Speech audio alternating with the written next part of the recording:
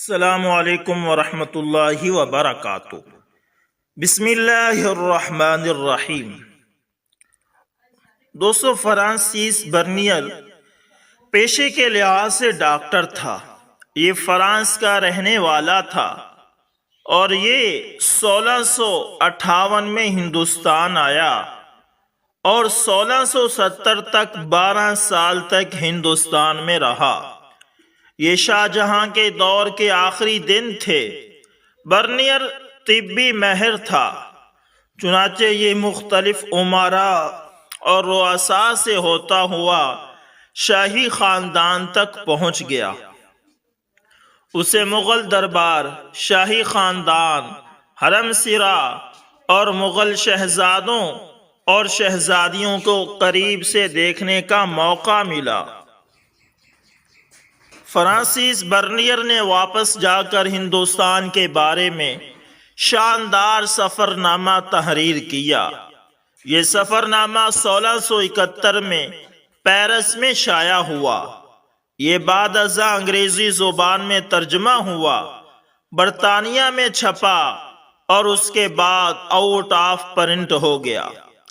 مجھے کچھ عرصہ قبل فرانسس برنیر کا یہ سفر نامہ پڑھنے کا موقع ملا۔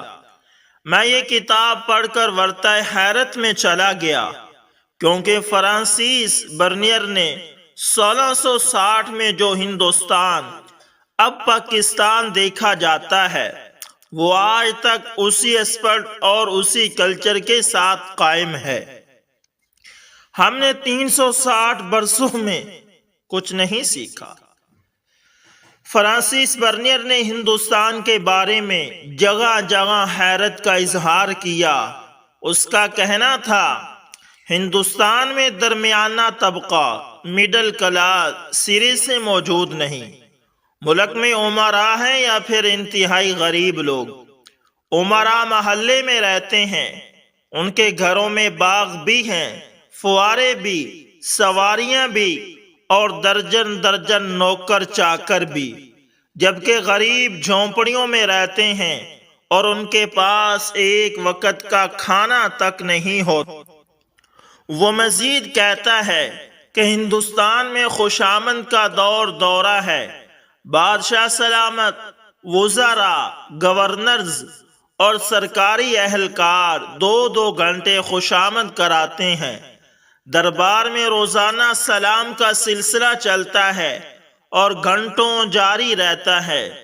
لوگوں کو خوشامد کی اس قدر عادت پڑ چکی ہے کہ یہ میرے پاس علاج کے لیے آتے ہیں تو مجھے سقرات دوران، بقرات اور ارسطو زمان اور آج کا ابو علی سینا قرار دیتے ہیں، اور اس کے بعد نبض کے لیے اپنا ہاتھ آگے بڑھاتے ہیں۔ بادشاہ سلامت دربار میں جب بھی منہ کھولتے ہیں تو درباری کرامات کا ورد شروع کر دیتے ہیں۔ لوگ جیبوں میں عرضیاں لے کر گھومتے ہیں اور انہیں جہاں کوئی صاحب حیثیت شخص دکھائی دیتا ہے یا اپنی عرضی اس کے سامنے رکھ دیتے ہیں، اور وہ جب تک اس عرضی پر حکم جاری نہیں کرتا سیل وہاں سے ٹلنے کا نام نہیں لیتا۔ بازار بے ترتیب اور گندے ہیں۔ آپ کو ایک دکان سے پشمینہ، کمخواب، ریشم اور زری کا کپڑا ملے گا، اور ساتھ کی دکان پر تیل، گھی، آٹا اور شکر بک رہی ہوگی۔ آپ کو کتابوں اور جوتوں کی دکانیں بھی ساتھ ساتھ ملیں گی۔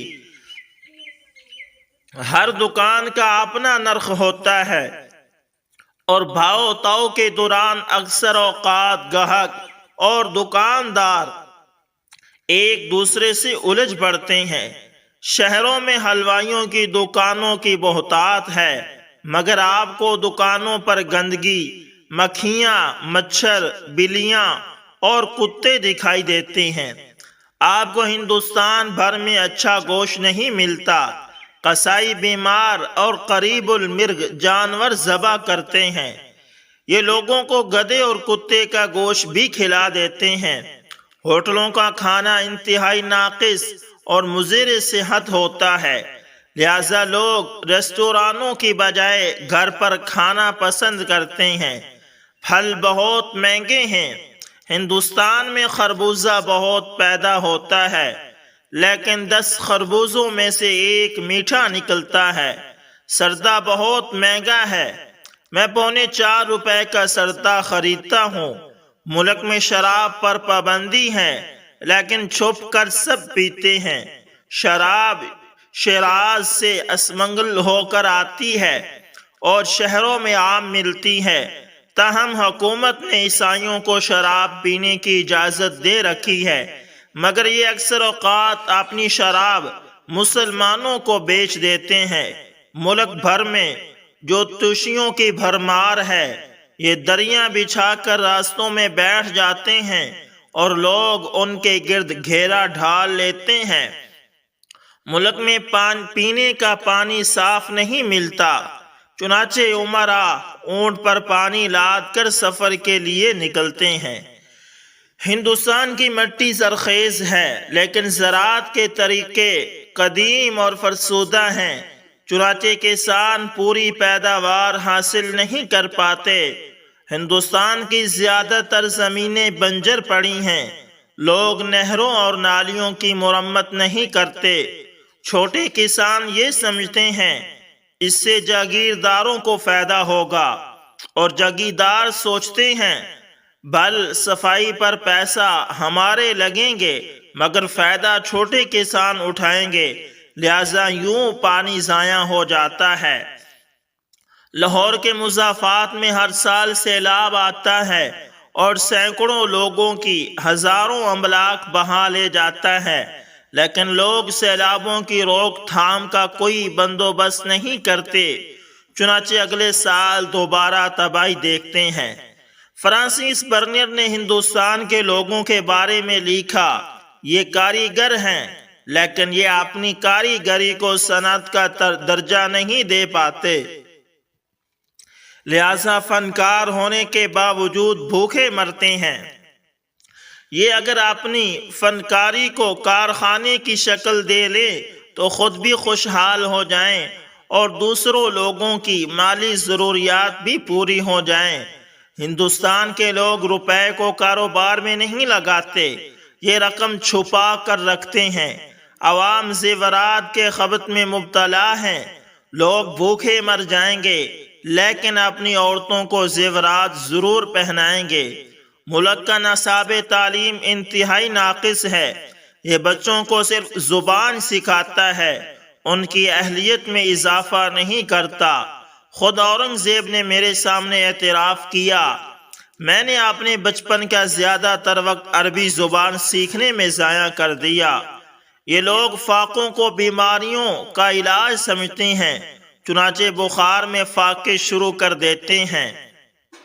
ملک میں رشوت عام ہے۔ آپ کو دستاویزات پر سرکاری مہر لگوانے کے لیے حکام کو رشوت دینا پڑتی ہے۔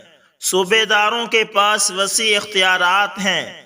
یہ بیک وقت صوبے دار بھی ہوتے ہیں، خزانچی بھی، وکیل بھی، جج بھی، پارلیمنٹ بھی اور جیلر بھی۔ سرکاری اہلکار دونوں ہاتھ سے دولت لوٹاتے ہیں۔ بادشاہ نے اپنے لیے 3,184,000 کا 1660 میں تخت بنوایا۔ سرکاری عہدیدار پروٹوکول کے ساتھ گھروں سے نکلتے ہیں۔ یہ ہاتھیوں پر سوار ہو کر بہر آتے ہیں، ان کے آگے سپاہی چلتے ہیں، ان سے آگے ماشکی راستے میں چھڑکاؤ کرتے ہیں۔ ملازموں کا پورا دستہ مورجل اٹھا کر رئیس اعظم کو ہوا دیتا ہے، اور 1-2 ملازم اگال دان اٹھا کر صاحب کے ساتھ چلتے ہیں۔ یہ لوگ گھر بہت فضول بناتے ہیں۔ ان کے گھر گرمیوں میں گرمی اور حبس سے دوزخ بن جاتے ہیں، اور سردیوں میں سردی سے برف کے گھار۔ بادشاہ اور امراء سیر کے لیے نکلتے ہیں تو 6,6 ہزار مزدور ان کا سامان اٹھائے ہوئے ہوتے ہیں۔ ہندوستان کی اشرافیہ طوائفوں کی بہت دل دادہ ہے۔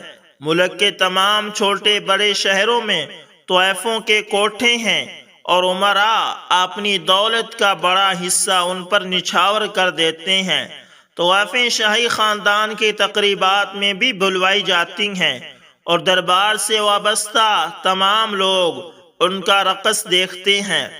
وزراء صبح اور شام 2 مرتبہ بادشاہ کے سامنے حاضر ہوتے ہیں۔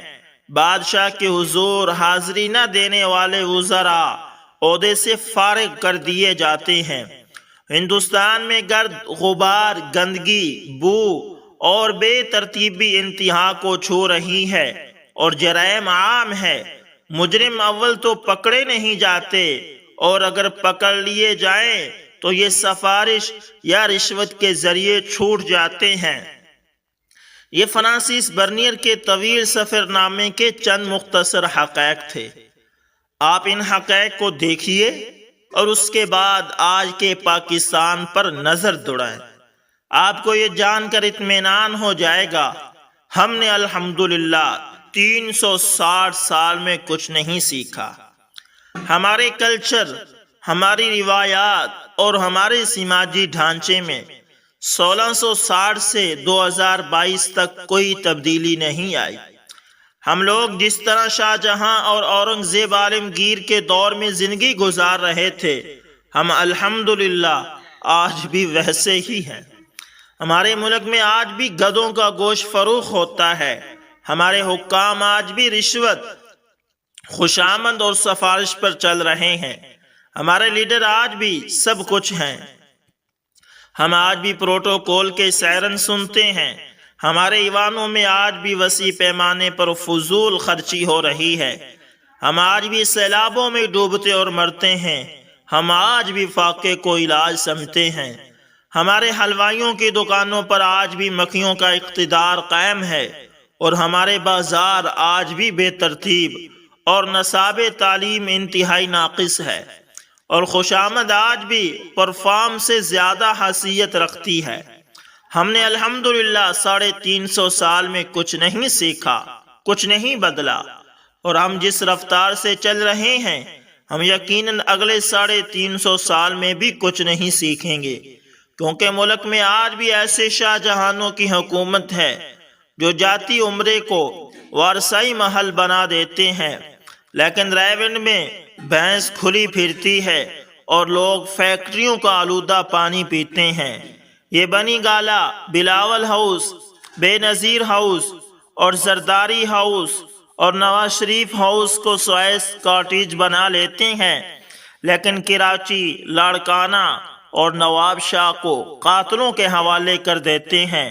ان کے محلوں میں جشن چلتے ہیں، لیکن شہر میں 300 لوگ مر جاتے ہیں اور کوئی حاکم منہ سے اف تک نہیں کرتا، اور جب حکمران ایسے ہوں تو برا وقت قوموں کے نصیب میں آ کر ٹھہر جاتا ہے۔ یہ 350 سال بعد بھی مرداروں کا گوشت کھاتی ہے اور عمران خان، میاں صاحبان اور زرداری صاحبان کی خوشامد کرتی ہے، اور اس کا آج اور کل برابر ہوتا ہے۔ یہ تو تھا کالم جاوید چودھری صاحب کا، جس میں انہوں نے بہت ہی اچھے انداز سے ہمیں سمجھایا کہ ہم بس اپنے حکمرانوں کے پیچھے پڑے ہیں۔ کوئی نون لیگ کے پیچھے پڑا ہوا ہے، اسے اپنا بڑا مان لیا، کوئی پیپل پارٹی کے اور کوئی عمران خان صاحب کے۔ ہماری قوم اپنی تبدیلی کے بارے میں کچھ بھی نہیں سوچتی۔ امید کرتا ہوں ویڈیو اچھی لگے گی، پسند آئے لائک شیئر کمنٹ لازمی کریں، اور اگر آپ ہمارے چینل AS انفارمیشن TV پر نئے ہیں تو اس کو بھی لازمی سبسکرائب کریں اور ساتھ میں بیل کے نشان کو دبانا نہ بھولیے گا، تاکہ ہر نئی ویڈیو کا نوٹیفیکیشن آپ تک پہنچتا رہے۔ ملتے ہیں کسی نیکسٹ اچھی سی ویڈیو کے اندر، تب تک کے لیے اللہ حافظ۔